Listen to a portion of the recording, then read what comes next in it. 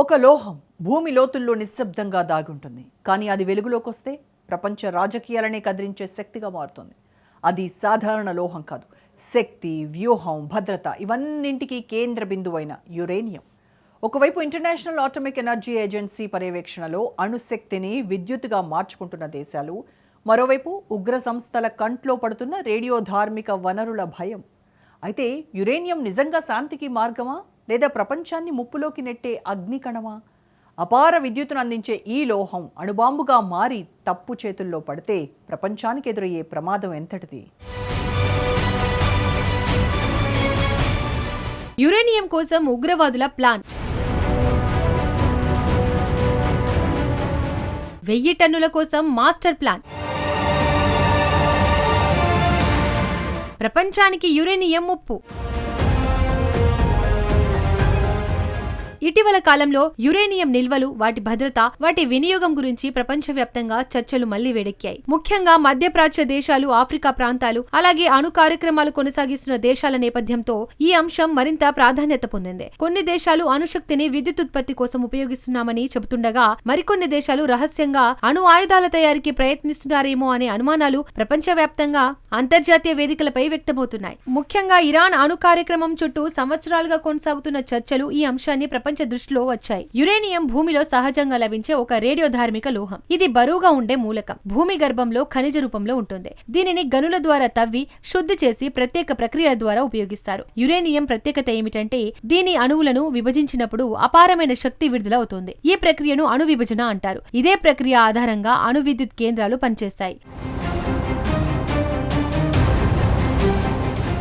ప్రపంచంలో అనేక దేశాలు అణు విద్యుత్ కేంద్రాలను నడుపుతున్నాయి. ఫ్రాన్స్ లో విద్యుత్ ఉత్పత్తిలో ఎక్కువ శాతం అణుశక్తి ద్వారానే ఉత్పత్తి అవుతోంది. యునైటెడ్ స్టేట్స్, రష్యా, చైనా వంటి దేశాలు కూడా అణుశక్తిని విస్తృతంగా వినియోగిస్తున్నాయి. అణుశక్తి ద్వారా ఉత్పత్తి అయ్యే విద్యుత్ పరిమాణం చాలా ఎక్కువ. తక్కువ ఇంధనంతో ఎక్కువ విద్యుత్ ఉత్పత్తి చేయగలగడం దీని ప్రత్యేకత. అదేవిధంగా కార్బన్ ఉద్గారాలు తక్కువగా ఉండడం వల్ల వాతావరణ మార్పుల సమస్యలు తగ్గించడంలో కూడా ఇది ఉపయోగపడుతుంది. అయితే యురేనియం ప్రయోజనాలతో పాటు ప్రమాదాలు కూడా ఉన్నాయి. యురేనియం ను ప్రత్యేక శుద్ధి ప్రక్రియ ద్వారా అధిక స్థాయిలో శుద్ధి చేస్తే అది అణుబాంబుల తయారీకి ఉపయోగపడుతుంది. ఇదే కారణంగా యురేనియం నిల్వలు ఎక్కడ ఉన్నాయి, వాటిని ఎవరు నియంత్రిస్తున్నారు, ఎంత మేరకు శుద్ధి చేస్తున్నారు అనే అంశాలు అంతర్జాతీయంగా గమనించబడుతున్నాయి. ఈ పర్యవేక్షణలో ముఖ్య పాత్ర పోషించేది ఇంటర్నేషనల్ అటామిక్ ఎనర్జీ ఏజెన్సీ. ఈ సంస్థ ప్రపంచ దేశాల అణు కార్యక్రమాలను పర్యవేక్షిస్తూ అవి శాంతియుత ప్రయోజనాల కోసమేనని నిర్ధారించడానికి ప్రయత్నిస్తుంది.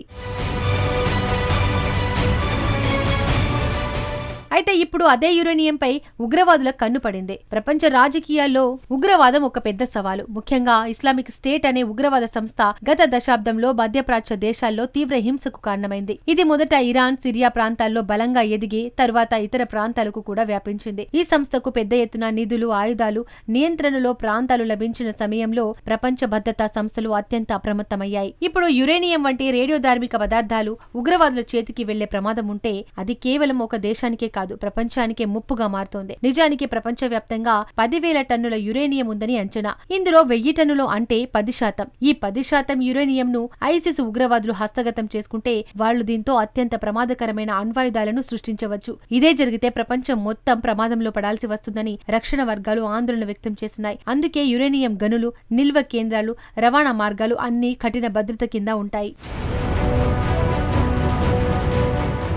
ఆఫ్రికాలోని కొన్ని దేశాలు యురేనియం నిల్వల కారణంగా ప్రపంచ దృష్టిని ఆకర్షించాయి. ముఖ్యంగా నైజర్ ప్రపంచంలో ప్రముఖ యురేనియం ఉత్పత్తి దేశాల్లో ఒకటి. అక్కడి గనుల ద్వారా తవ్వబడే యురేనియం అనేక దేశాలకు ఎగుమతి అవుతోంది. గతంలో అరేవా అనే ఫ్రెంచ్ సంస్థ అక్కడ గనుల నిర్వహణలో కీలక పాత్ర పోషించింది. తర్వాత సంస్థ పునర్వ్యవస్థీకరణతో ఒరవో అనే సంస్థగా మారింది. ఇస్లామిక్ స్టేట్ ప్రస్తుతం Pakistan, Afghanistan, Syria, Iran, African దేశాలలో చురుకుగా ఉంది. ప్రపంచానికి ఇస్లామిక్ ఛాందసవాదాన్ని తిరిగి తీసుకురావడమే ఈ ఉగ్ర సంస్థ ప్రధాన లక్ష్యం. పలు నివేదికల ప్రకారం నైజర్ వద్ద 1000 టన్నుల యురేనియం ఉంది. గతంలో ఈ యురేనియంకు ఒక ఫ్రెంచ్ కంపెనీ కాపలాగా ఉంచింది. కానీ ఇప్పుడు ఆ కంపెనీతో ఒప్పందం విచ్ఛిన్నం కావడంతో నైజీరియన్ సైన్యం దీనిని పర్యవేక్షిస్తోంది. ప్రస్తుతం నైజర్ అంతర్గత సంఘర్షణలను ఎదుర్కొంటోంది. దీంతో 1000 టన్నుల యురేనియంను సాధించడమే టార్గెట్ గా ఇస్లామిక్ స్టేట్ పావులు కదుపుతోంది. ఆఫ్రికా, సహారా ప్రాంతంలో అనేక సాయుధ గుంపులు కార్యకలాపాలు నిర్వహిస్తున్నాయి. ఈ నేపథ్యంలో యురేనియం నిల్వలు కఠిన పర్యవేక్షణలో ఉండాల్సిన అవసరం మరింత పెరిగింది. ఇదే సమయంలో ఈ యురేనియంను విక్రయించడానికి నైజర్, చైనా, రష్యా వంటి దేశాలతో చర్చలు జరుపుతోంది. కానీ ఇప్పటి వరకు ఈ ప్రతిపాదనలో ఎలాంటి ముందు అడుగు పడలేదు. పలు నివేదికల ప్రకారం ఇస్లామిక్ స్టేట్ ఉగ్రవాదులు గతంలో ఒకసారి ఈ యురేనియం ఉన్న ప్రదేశంపై నియంత్రణను సాధించి దీనిని స్వాధీనం చేసుకోవడానికి దాడి కూడా చేశారు. కానీ వారి ప్రయత్నం విజయవంతం కాలేదు. ఆ టైంలో ISIS ఈ విషయంపై ఆల్ నాబా వారపత్రిక ద్వారా ఒక ప్రకటన విడుదల చేసింది. అందులో యురేనియం సాధించడానికి ఇస్లామిక్ స్టేట్ చేసిన ప్రయత్నాలు విఫలమై ఉండవచ్చు, అయితే భవిష్యత్తులో దానిని స్వాధీనం చేసుకోవడానికి అన్ని ప్రయత్నాలు చేస్తుందని తెలిపారు. యురేనియం అనేది సాధారణ లోహం కాదు. దీని విలువ కేవలం మార్కెట్ ధరలో మాత్రమే నిర్ణయించబడదు. వ్యూహాత్మకంగా కూడా ఇది అమూల్యమైన వనరు. ఒక దేశం వద్ద యురేనియం నిల్వలు ఉంటే అది అణు విద్యుత్ రంగంలో స్వయం సమృద్ధి సాధించగలదు. అలాగే అంతర్జాతీయ రాజకీయాల్లో కూడా దాని ప్రాధాన్యం పెరుగుతోంది. అందుకే అనేక దేశాలు యురేనియం గనులపై పెట్టుబడులు పెడుతున్నాయి. అయితే యురేనియం నిల్వల నిర్వహణలో పారదర్శకత చాలా అవసరం. అణుశక్తి శాంతియుత ప్రయోజనాల కోసం మాత్రమే ఉపయోగించబడాలని ప్రపంచ దేశాలు అనేక ఒప్పందాలు కుదుర్చుకున్నాయి. అణు ఆయుధాల వ్యాప్తిని అడ్డుకోవడానికి ప్రపంచ స్థాయిలో ఒప్పందాలు అమల్లో ఉన్నాయి. ఈ ఒప్పందాల అమలును పర్యవేక్షించడం, దేశాలు వాటిని పాటిస్తున్నాయో లేదో చూడడం అంతర్జాతీయ సంస్థల బాధ్యత. మొత్తం మీద యురేనియం ఒక శక్తివంతమైన సహజ వనరు. ఇది మానవాళికి అపారమైన శక్తిని అందించే సామర్థ్యం కలిగి ఉంది. అదే సమయంలో ఇది తప్పు వారి చేతుల్లో పడితే భారీ విధ్వంసానికి దారి తీయగలదు. అందుకే యురేనియం నిల్వల భద్రత, వినియోగం, అంతర్జాతీయ పర్యవేక్షణ వంటి అంశాలు ఎప్పటికప్పుడు చర్చనీయాంశాలుగా మారుతున్నాయి. భవిష్యత్తులో ప్రపంచ శాంతి, భద్రత, శక్తి అవసరాల మధ్య సమతుల్యతను కాపాడడం దేశాల ముందున్న ప్రధాన సవాలుగా కొనసాగుతోంది.